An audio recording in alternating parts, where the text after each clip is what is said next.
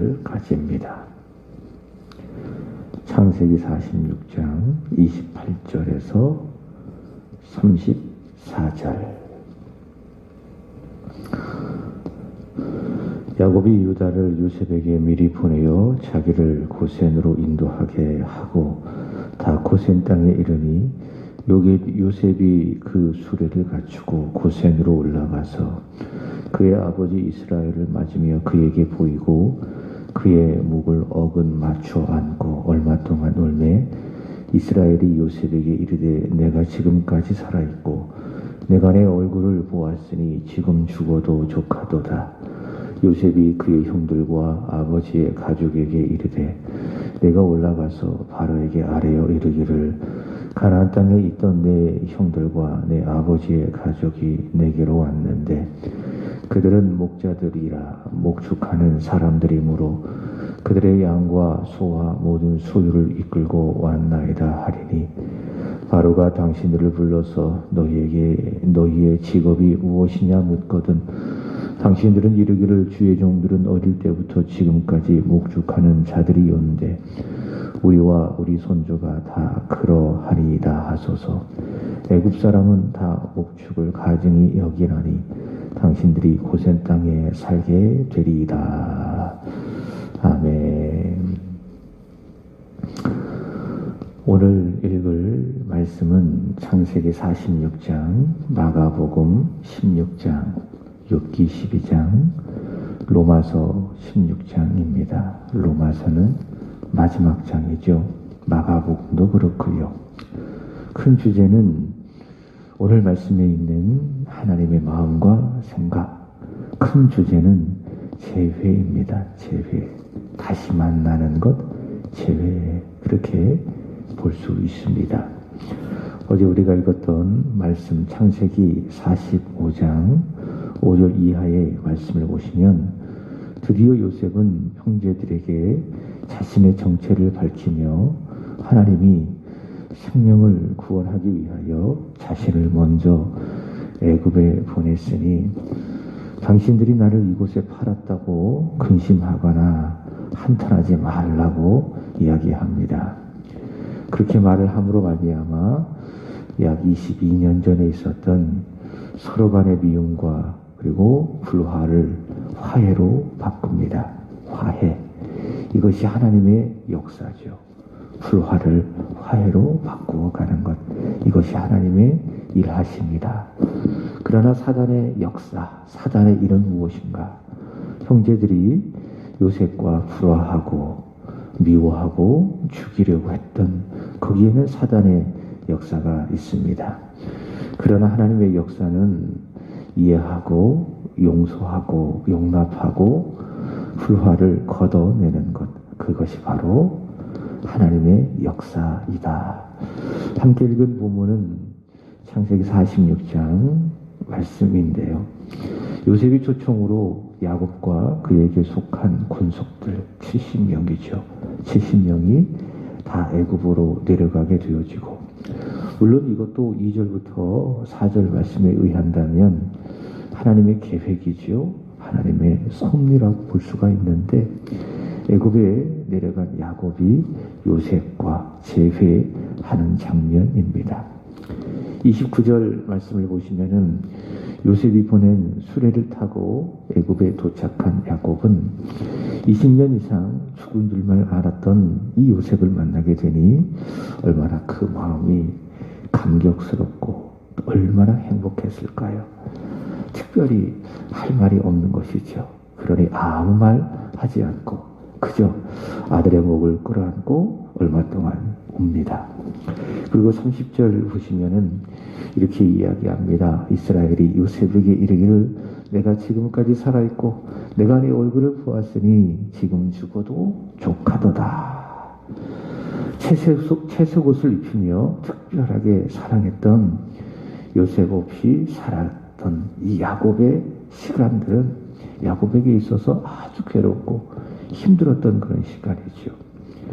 죽은 줄만 알았던 요셉, 그 요셉을 이 가슴에 끌어안고 살았던 그 야곱에게 아주 괴롭고 힘겨웠던 시간. 그러나 그 요셉을 다시 만나게 되니, 요셉과 재회하게 되니 그는 말합니다. 나는 지금 죽어도 족하다.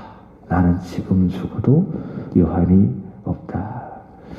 이 고백은요, 그저 아들을 만난 것에 대한 그런 고백과 감사가 아니라 다시 요셉을 만나게 하신 하나님을 향한 감사다. 그렇게 말할 수 있겠죠. 내가 너를 만나니 죽어도 족하도다.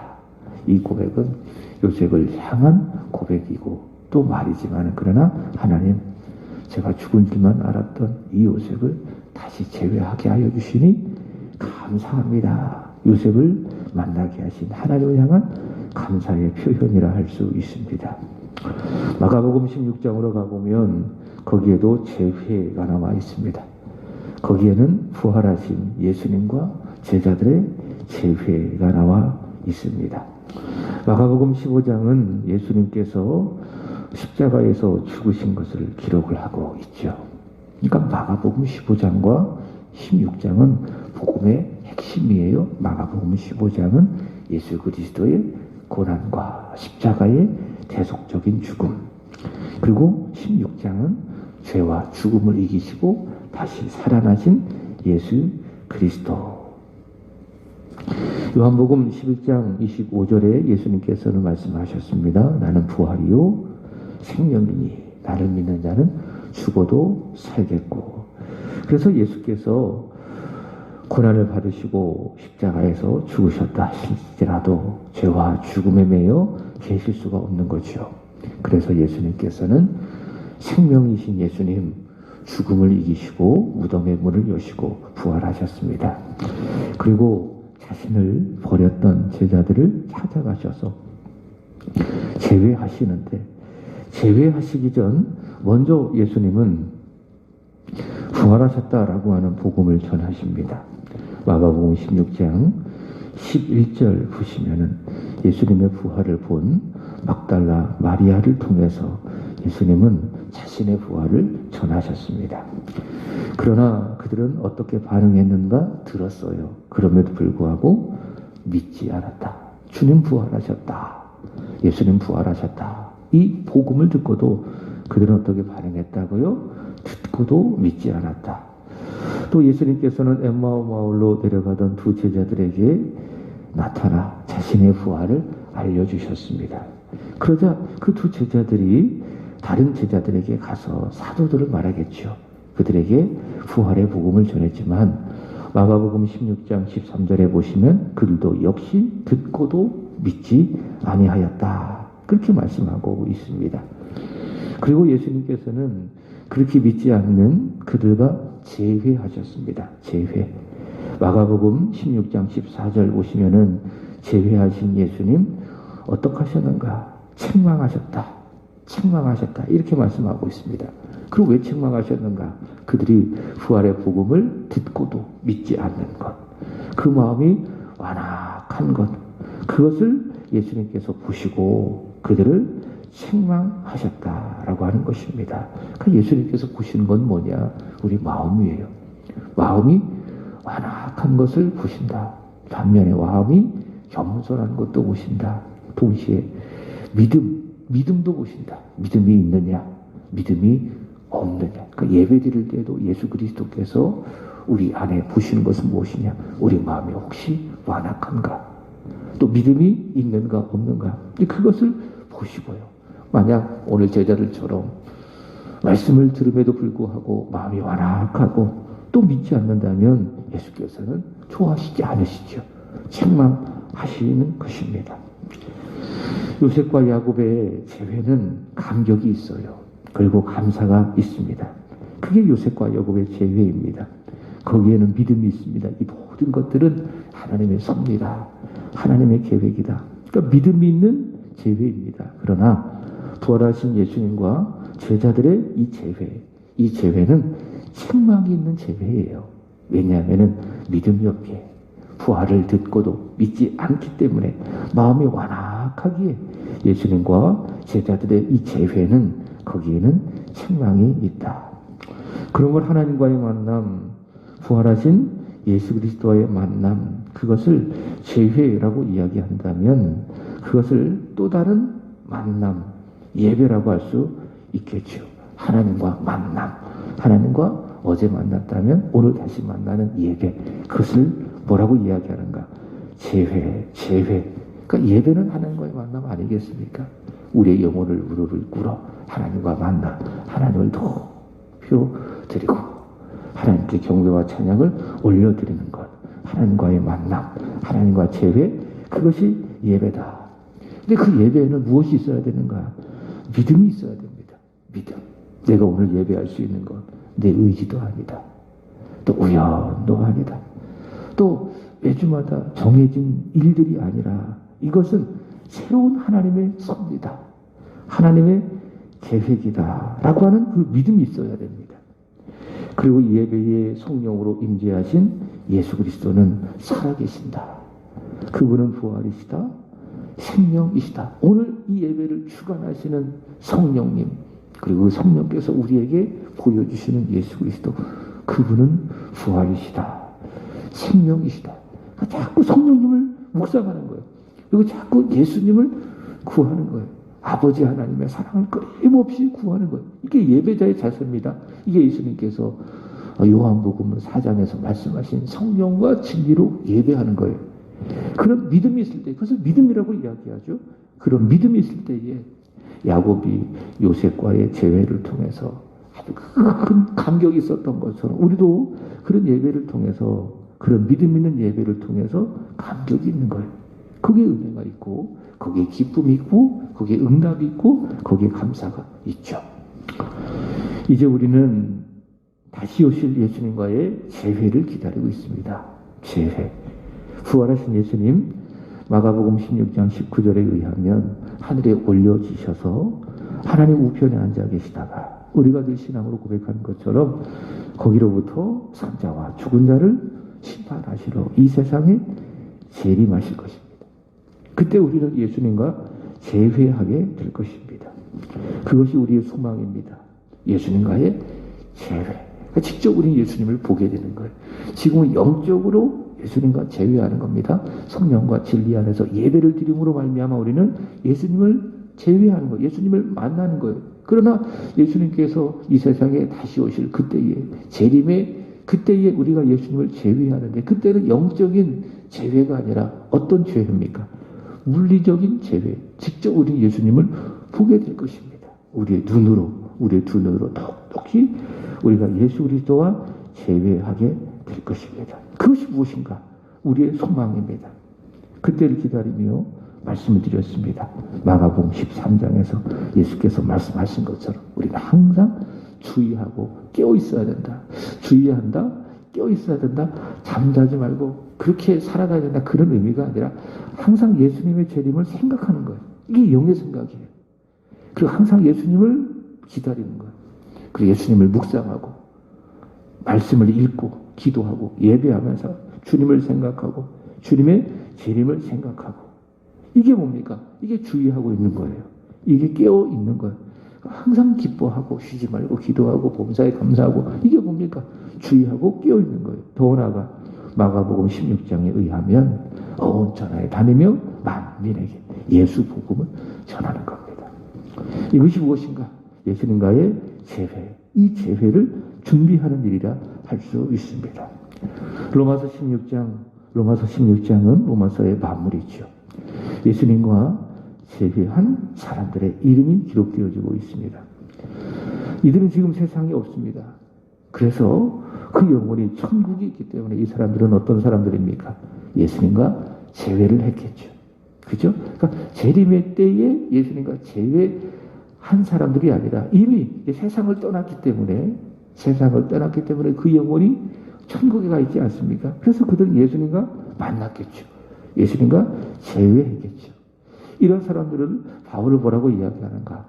자신에게 있어서 보호자. 그러니까 브리스길라와 아굴라는 나의 동력자다. 또 베베 같은 경우에는 나를 보호하는 사람이다. 보호자라고 이야기하기도 하고 동력자라고 이야기도 하고 또 그리스도께 처음 익은 열매, 그리스도 안에 있는 사람, 주 안에서 택하심을 입은 사람들, 이런 사람들이라고 이야기하는데, 예수님과 제외한 사람이든 우리처럼 예수님과 제외할 사람이든 로마서 16장 20절 보시면은 평강의 하나님께서 속히 사탄을 너희 발 아래 상하게 하실 것이다, 이렇게 말씀합니다. 예수께서 이 세상에 다시 오셔서 사탄과 그 권세를 완전히 멸하시고, 그래서 우리는 예수 그리스도와 제회하게 될 것이니, 로마서 16장 17절에 의하면 교회 안에서 서로 다투지 말고 서로 분쟁하지 말고 교회 하나됨을 힘써 이루고, 로마서 16장 19절 선한 일에는 지혜롭고 악한 데는 미련하게 살아가라 말합니다. 마지막 욥기 12장은 소발의 말에 대한 욥의 변론입니다. 욥기 11장은 욥기 11장의 소발은 다른 친구들과 같은 입장이죠.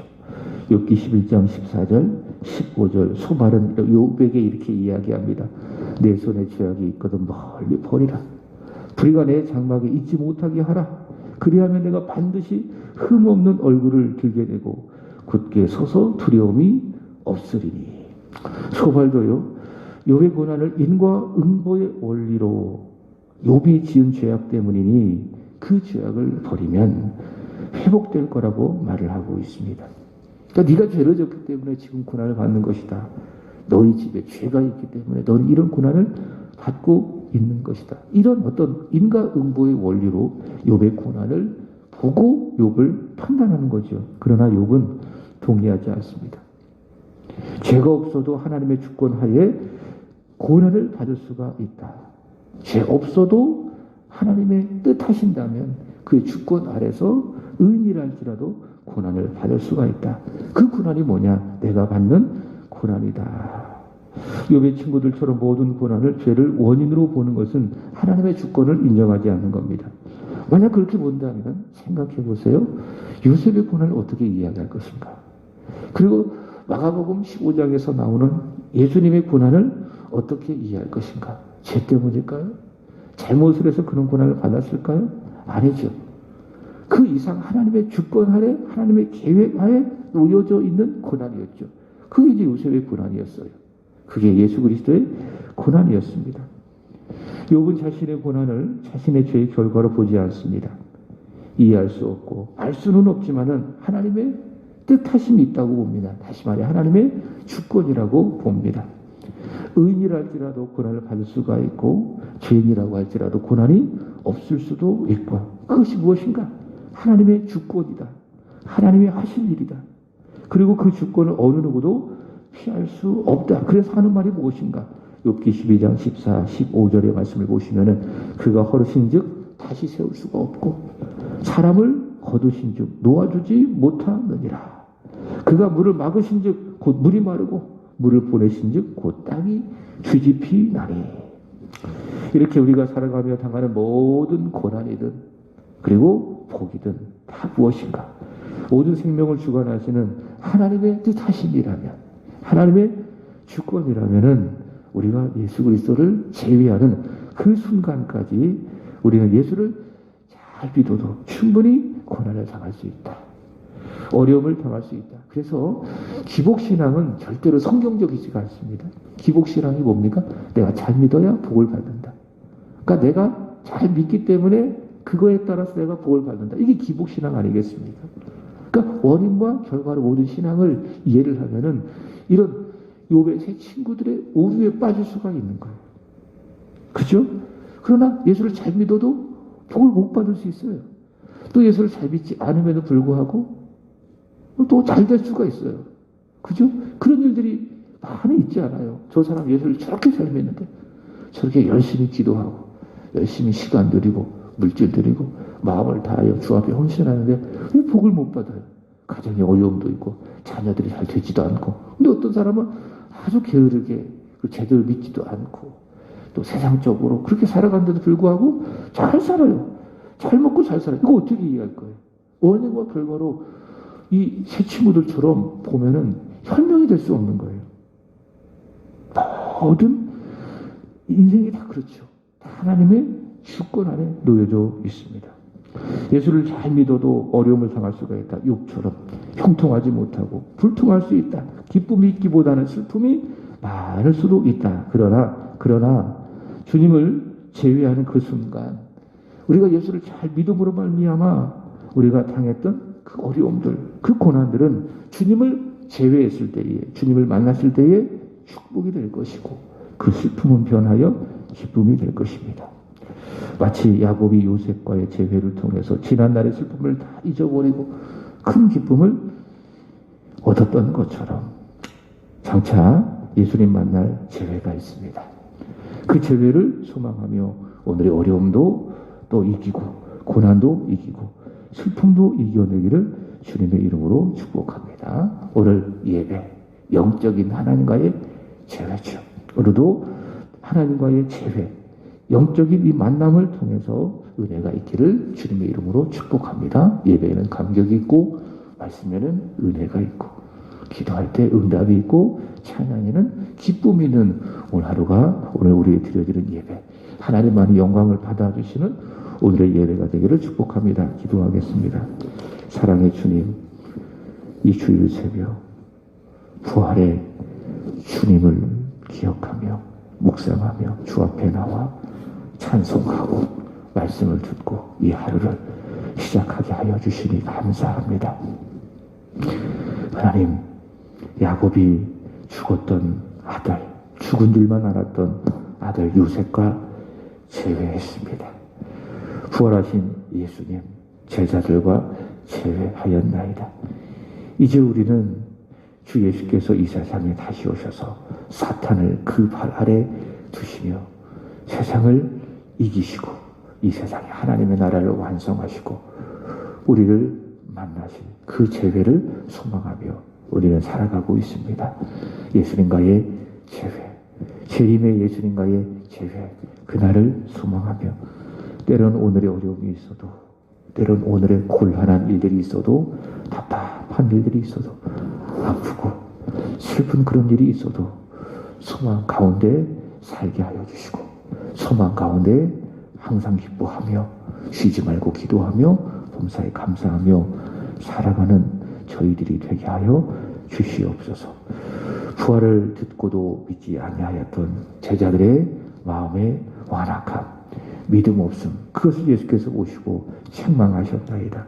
저희들 주님 만났을 때에 마음이 완악함과 믿음 없음으로 말미암아 책망받지 아니하도록 오늘의 우리의 마음을 주장하시고 우리의 믿음을 주장하여 주셔서 마음이 유해지고 온유해지고 겸손해지게 하시고 우리 안에 믿음이 더 굳게 견고하게 세워지게 하여 주시옵소서. 그래서 우리의 마음, 우리의 믿음으로 말미암아 주님 만났을 때에 부끄러움이 없는 그리고 주님으로부터 참 잘했다 칭찬받는 우리들이 되게 하여 주시옵소서. 하나님, 오늘은 중고등부와 청년부를 위하여 기도드립니다. 다음 세대드립니다. 하나님의 말씀으로 하나님 예배함으로 저들의 마음이 저들의 믿음이 더 굳게 세워지게 하여 주시옵소서.